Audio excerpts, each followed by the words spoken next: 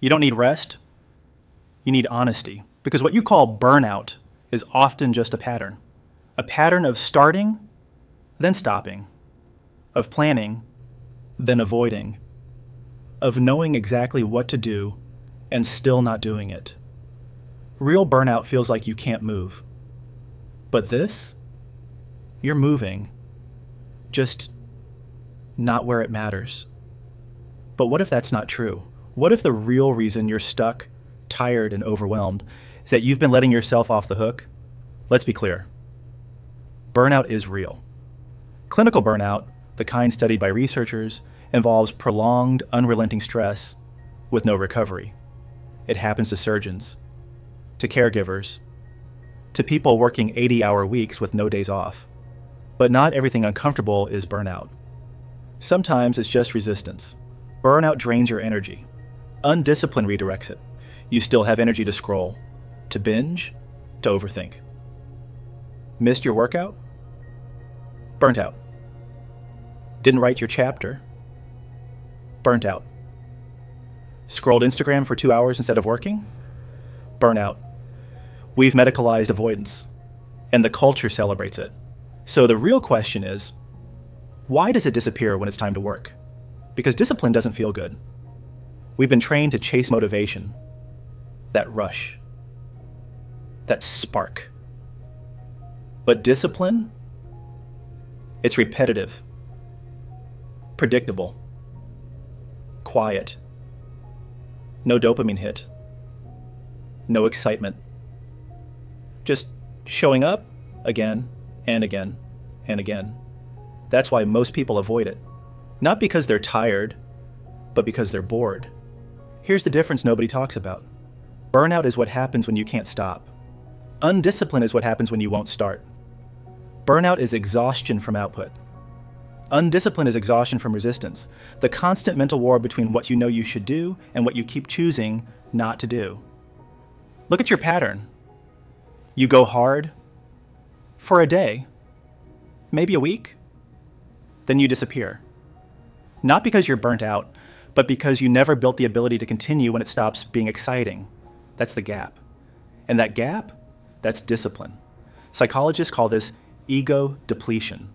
Every time you resist a task and choose comfort instead, you spend willpower and get nothing done in return.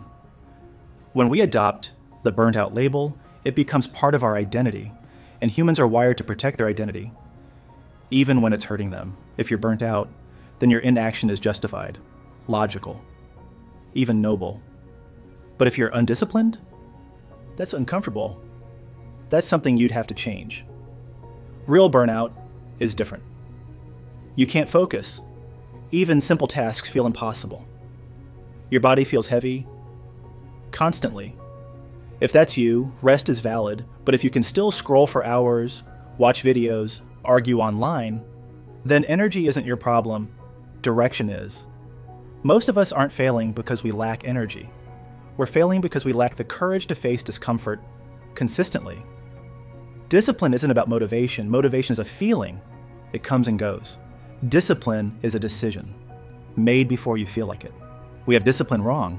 We think it looks like gritting your teeth, white-knuckling through suffering, punishing yourself into productivity. That's not discipline. That's aggression toward yourself, and it burns out fast. Actual burnout, ironically. Real discipline is quieter. Discipline feels like resistance every single time. It's doing the minimum effective dose consistently before you negotiate with yourself. It's making the decision at the system level, not the feeling level. You don't wake up excited. You don't feel ready. You just start anyway. The shift is simple. Stop asking, do I feel like it?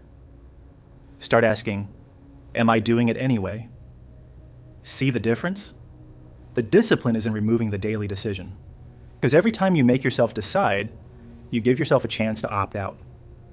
Discipline isn't intensity, it's consistency, without emotion. You don't have to want to do it, but you have to. You don't need a reset. You don't need another plan. You need to stop quitting when it gets uncomfortable. Stop asking, do I have the energy for this? Start asking, did I decide to do this? Energy is unreliable. Decisions made in advance, protected like commitments, are not. Because the life you want is hidden behind things you don't feel like doing. Burnout is real, but it's also become a comfortable story we tell to explain a gap between who we are and who we want to be. The gap doesn't close with more rest. It closes with more honesty. You're not burnout.